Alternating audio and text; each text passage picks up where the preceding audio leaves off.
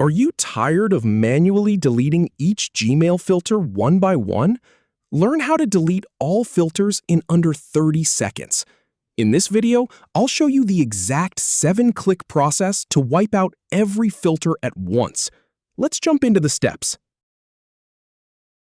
Start by navigating to your Gmail homepage. Then, click on the gear icon at the top right corner to open the Settings menu. Now, select See All Settings from the dropdown. Once in Settings, click on Filters and Blocked Addresses at the top bar. To select all filters, click on All next to the Select button. Then, hit Delete to remove them.